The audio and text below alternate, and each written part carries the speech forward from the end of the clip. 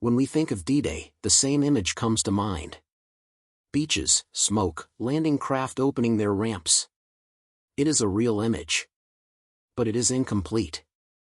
Above Normandy, a navigator from Sierra Leone flew under anti-aircraft fire as part of 640 Squadron, RAF. On Omaha Beach, a wounded medic from the 320th Barrage Balloon Battalion treated casualties for 30 continuous hours. On a French road, from August 25, 1944. Some 6,000 trucks moved 12,500 tons of supplies every day. And about 3/4 of the drivers were Black American soldiers. At least 500,000 men from Africa and the Caribbean served with British and Commonwealth forces throughout the war. But how many of those names do you know? Documented heroism or historical invisibility. Every October, the United Kingdom marks Black History Month. The focus is on the contributions and heritage of people of African and Caribbean origin. In 2024, the chosen theme was Reclaiming Narratives. Writer Sharon Nkotaraya MBE described what that means.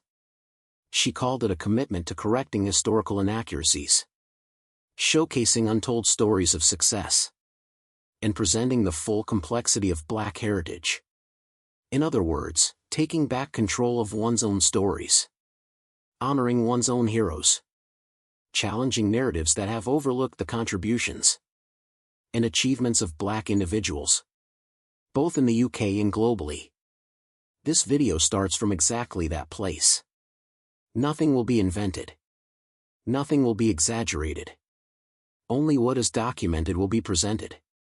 Who these people were, what they did, and why they were left out of the most familiar accounts of Normandy 1944.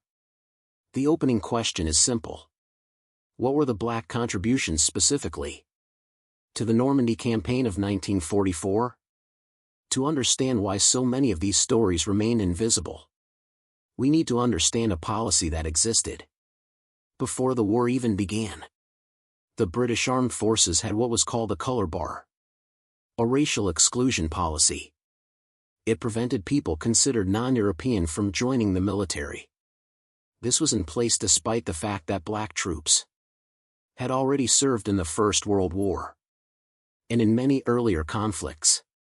When war broke out in 1939, the RAF began to lift that bar. But lifting it did not mean removing it entirely. For Black people, joining up was still not straightforward. Throughout the conflict, around 6,000 Black men and 80 women from the Caribbean joined the RAF and WAAF respectively. Most served as ground crew, supporting and maintaining aircraft.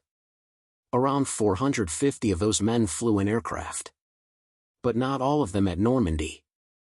This context matters. When you know an official barrier existed, the presence of each of these names on the battlefield carries a different weight.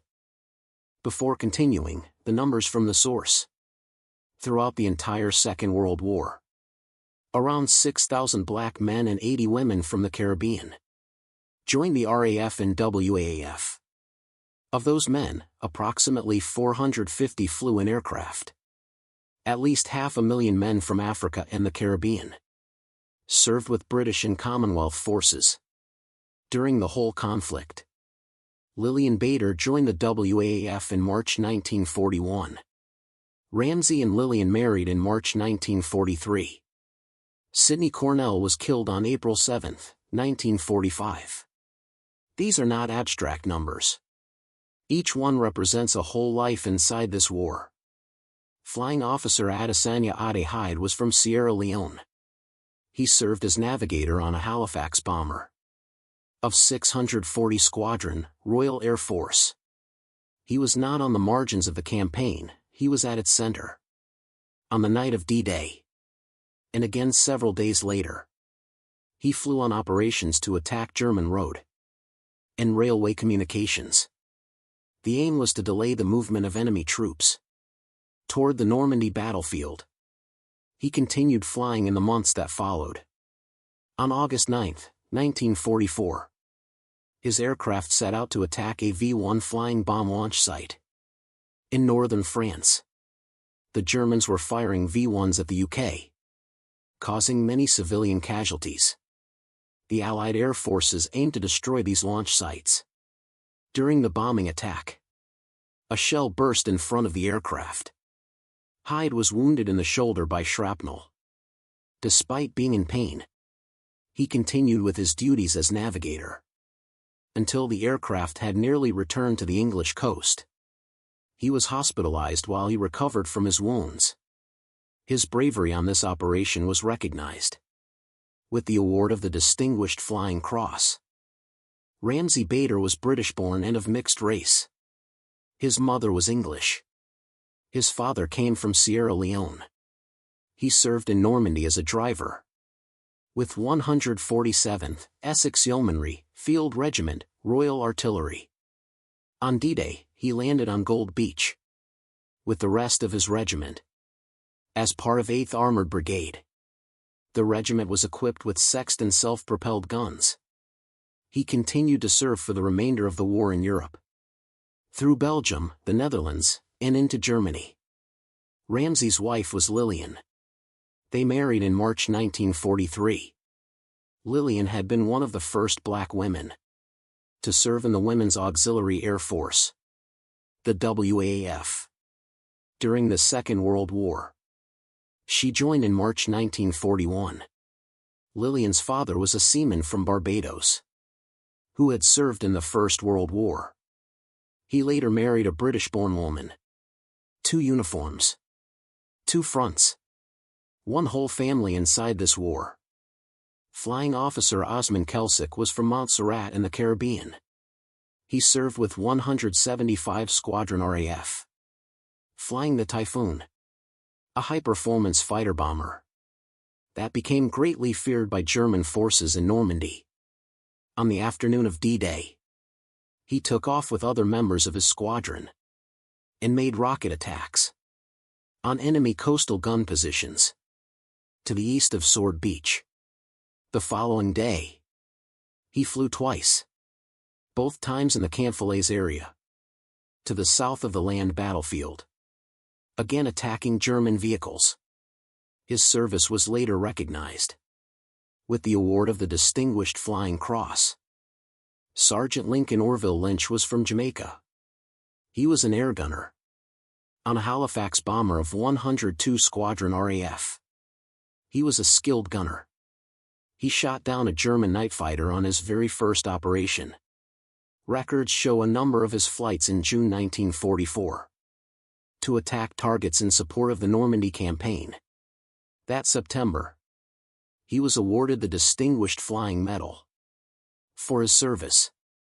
He continued to serve in the RAF until 1951. He then emigrated to the United States, where he later became known as a civil rights activist. On the ground, there was Sidney Cornell from Portsmouth. His father was African American. His mother was British. Despite the Army's official policies on black or mixed-race people, he managed to join the British Army. And not just the Army. One of its most prestigious units, the Parachute Regiment. On D-Day, he landed in Normandy by parachute with the regiment's 7th Battalion. He served as a company runner, carrying messages across the battlefield, despite fierce enemy fire. The citation for his medal speaks for itself. 4 times wounded in action, this soldier has never been evacuated and carries on with his job cheerfully and efficiently. Very many acts of gallantry have been performed by members of the battalion, but for sustained courage, nothing surpasses Cornell's effort. He was awarded the Distinguished Conduct Medal for his actions in the first 5 weeks in Normandy. Later promoted to the rank of sergeant, Sidney Cornell was killed on April 7, 1945. Not every contribution happened under direct fire, and that does not make them any less real. African personnel, alongside those from many other countries in the Middle East and Asia, served on board ships of the British Merchant Navy that helped carry troops and supplies to France. Back in the UK, West Indian workers who came to Britain to work in war factories contributed to producing the equipment that the Allied armies would use on D-Day. Timber workers came to the UK from British Honduras, among other countries, to harvest wood for the war effort, often working in Scotland. Countries of the British Empire and Commonwealth also contributed vital raw materials. Iron ore from Sierra Leone was used to make tanks. Copper from northern Rhodesia, now Zambia, was used in radios and radar. Wars are not won only by those who pull triggers. They are won by the entire chain. That keeps the army standing, armed, and moving. The U.S. forces taking part in the Normandy landings also included many black troops. But there was a fundamental difference compared to the British. The American armed forces were segregated. That meant African American personnel were placed into separate units, usually under the command of white officers. Many of those units were deliberately excluded from combat. The authorities' prejudices led to the conclusion that they were unsuitable for frontline service. It was an exclusion based on prejudice, not on ability. And yet, there was a notable exception on D-Day.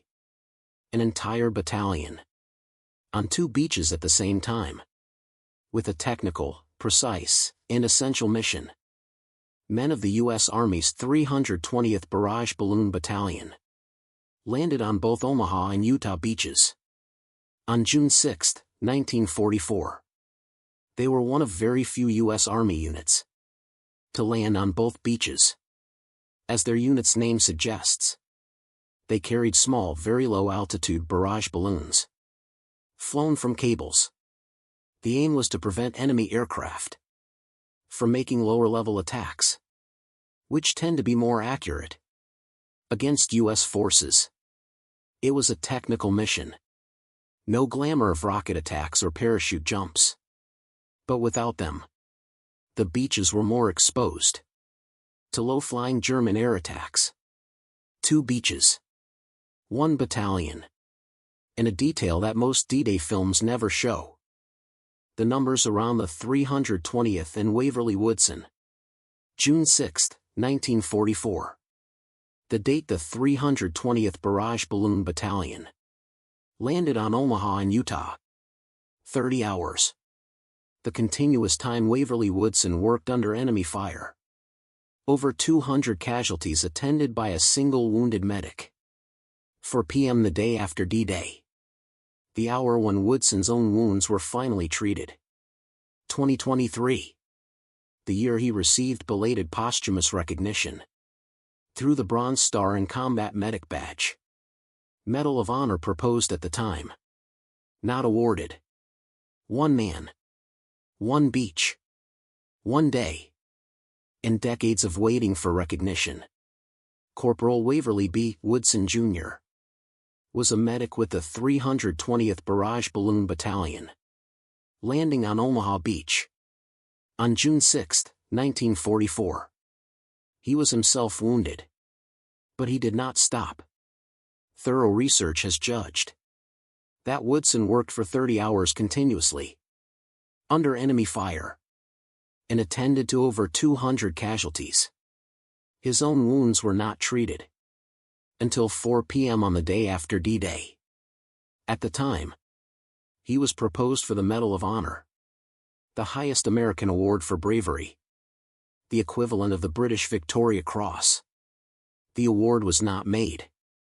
In 2023, his courage was given belated recognition through the posthumous award of the Bronze Star and Combat Medic Badge. Transparency note for the creator. Official records from 2024 indicate that Woodson's family also received the Distinguished Service Cross in a ceremony in September 2024. Following a review of his case, this information comes from an additional source. It is not in the original article. Decide whether you wish to include it.